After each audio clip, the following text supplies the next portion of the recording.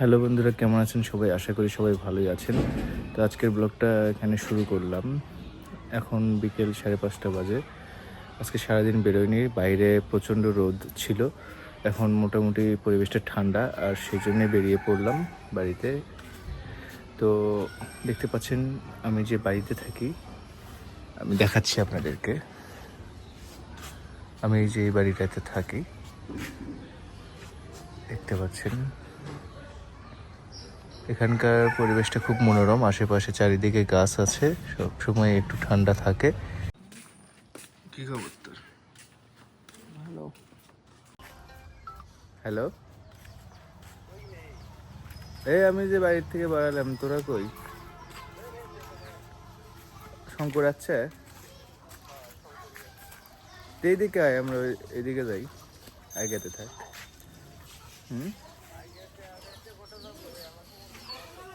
গাড়ি তো নিয়ে আসি নাই,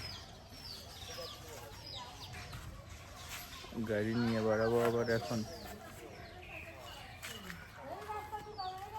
আচ্ছা থাক, আসতেছি। তো হঠাৎ করে পার্থ ফোন দিয়ে বললো যে আমাদেরকে কোমরপুর যাওয়া লাগবে। তো চলুন, সেখানে একটি মন্দির হচ্ছে পলাশবাড়ির মধ্যে শ্রেষ্ঠ একটা মন্দির, যেই মন্দিরের বাজেট হয়েছে আপনার, আমার শোনা মতে 22 কোটি টাকা। তো চলুন, মন্দিরটিও দেখে আসা হবে এবং সেখানে যে কাজগুলো আছে সেই কাজগুলো শেষ করে আসা হবে। চাচা ফোন দিয়ে কি করছ? ও আচ্ছা, এটা তো সমন্দির।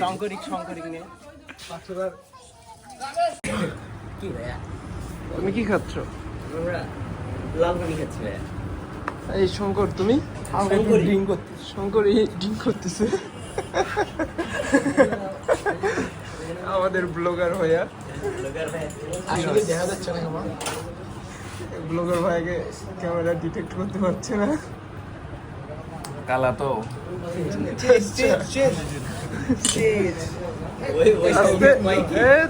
ছবি এমন ভাবে করবে একজন। চায়ের আড্ডা শেষ করে আমরা পলাশবাড়ি ফিলিং স্টেশন থেকে বেরিয়ে পড়লাম কোমরপুরের উদ্দেশ্যে। দেখতে পাচ্ছেন আজকের গোধূলির বিকেলটা অনেকটাই সুন্দর লাগছে, আকাশটাও অনেক সুন্দর। আমি আজকে ড্রাইভিংয়ে ছিলাম। কোমরপুরে আছি দেখতে পাচ্ছেন, আর আমাদের মন্দিরে যাওয়ার জন্য সামনে ডান দিকে ঘুরে যেতে হবে। এখান থেকে আর মাত্র 1 থেকে 1.5 কিলোমিটার রাস্তা, তারপরে আমরা পৌঁছে দেবো আমাদের কাঙ্ক্ষিত। সামনে গাড়ি।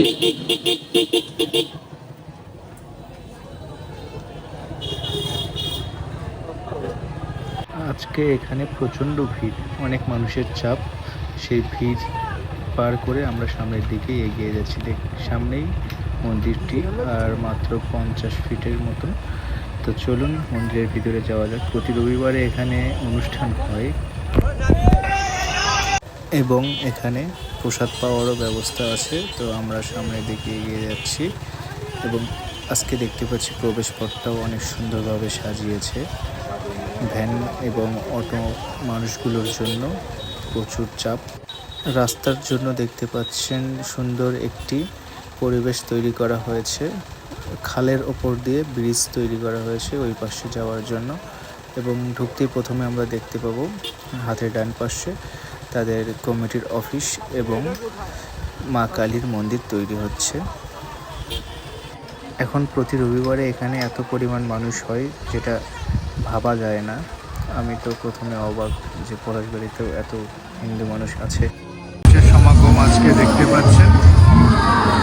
আর এই যে মন্দিরগুলো, এখানে সবগুলোতে একটা করে ঠাকুর রাখা হবে।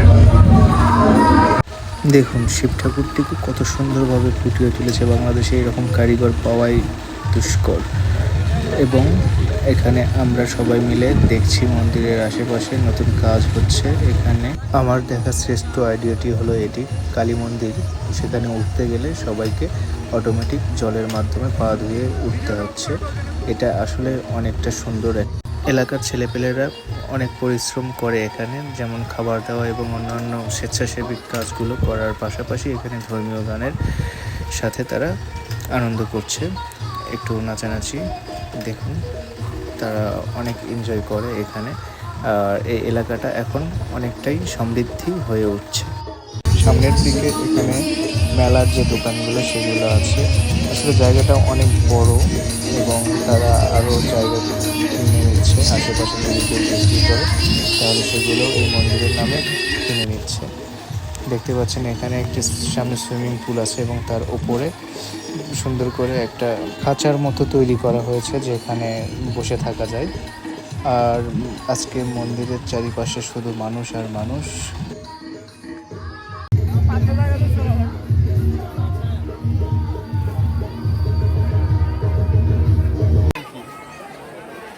সেই জন্য এটা হলো সেই প্রসাদের স্থান। দেখুন এখানে প্রচুর মানুষ খাইতে বসছে। এই এরিয়াটাও অনেকটাই বড়।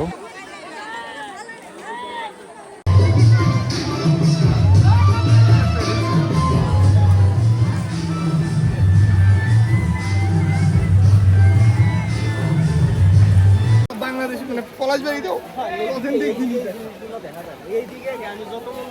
আমি আজ পর্যন্ত দেখিনি। আইসক্রিম ও শালাক দেওয়া হয় নাই। ওই বাদ দিয়ে ওর দাঁতের সমস্যা। এখন প্রায় সন্ধ্যা লেগে যাচ্ছে, আমরা বাড়ির দিকে চলে যাব। আবারও সেই গেট দিয়ে বেরিয়ে যাচ্ছি।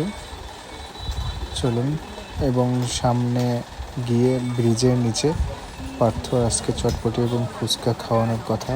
পার্থ আজকে খাওয়া দেবে আমাদের। কি খাওয়াবি ক? যা আছে এগুলো সব এই যে এই পাশে যা আছে।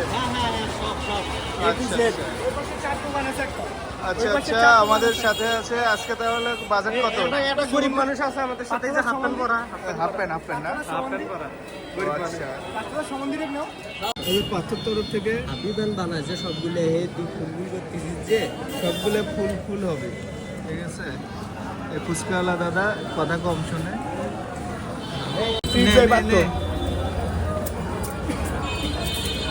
নে নে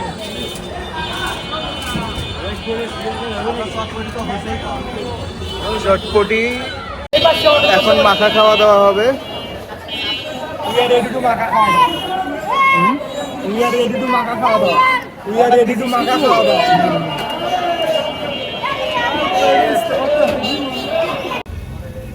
লুকেশকে তুই সেখান থেকে ফিরে রাত 11টায় আমরা এসেছিলাম চার মাথায়। পার্থ সম্বন্ধী বাড়িতে যাবে, তার বাড়ি মধুপুরে, এবং তাকে আমরা বাসে তুলে দিয়ে চলে আসলাম।